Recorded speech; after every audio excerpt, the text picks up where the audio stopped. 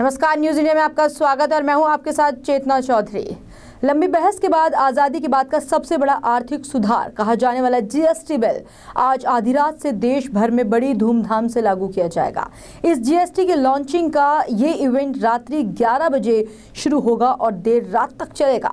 मंच पर PM Modi, president Mukherjee और पूर्व प्रधानमंत्रियों के साथ लोकसभा के स्पीकर सुमित्रा महाजन और वाइस प्रेसिडेंट हामिद अंसारी भी होंगे। इसके अलावा महान गायिका लता मंगेशकर, बीजेपी प्रेसिडेंट अमित शाह और पूर्व वित्त मंत्री यशवंत सिन्हा भी सेंट्रल हॉल में इस ऐतिहासिक आयोजन के गवाह होंगे।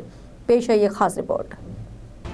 आज की रात ऐतिहासिक है। संसद के केंद्रीय कक्ष में घंटा बजाने के साथ ही पूरे देश में एक कर व्यवस्था लागू हो जाएगा। देश के राज्यों की सीमाएं भले ही एक दूसरे को अलग करती हों, लेकिन आर्थिक रूप से पूरा देश एक इकाई में बदल जाएगा।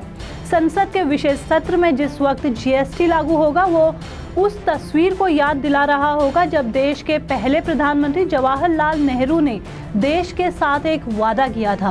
प्रधानमंत्री नरेंद्र मोदी उस ऐतिहासिक क्षण पर देश को संबोधित करेंगे जिस पर पूरे देश की निगाह टिकी है।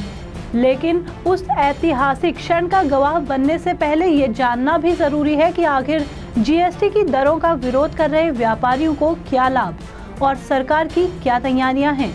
दरअसल जीएसटी से जुड़े 4 बिल हैं, जिनमें central GST, integrated GST, union territory GST और कंपनसेशन जीएसटी।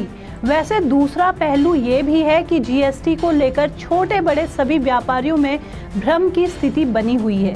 ज्यादातर व्यापारी इस बात से भी अनजान है कि आखिर जीएसटी लागू होने के बाद वस्तुओं पर कितना टैक्स लगेगा। वहीं ज्यादातर व्यापारियों को तो इसका मतलब भी नहीं पता। इसी के चलते अभी तक जीएसटी में बहुत ही कम व्यापारियों को रजिस्ट्रेशन मिला है।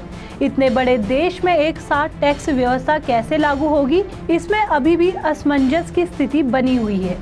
ऐसा नहीं है कि जीएसटी भारत में ही है, और भी लगभग 100 से ज़्यादा ऐसे देशों में जीएसटी की व्यवस्था लागू है, जिसमें मुख्य रूप से European union, Australia, Canada, Brazil, दक्षिणी अफ्रीका और चीन जैसे देश शामिल हैं। बहरहाल जो भी इस आर्थिक सुधार से देश के व्यापारी और आम लोगों को क्या फायदा होगा, वो तो समय ही बताएगा। Bureau report, news India.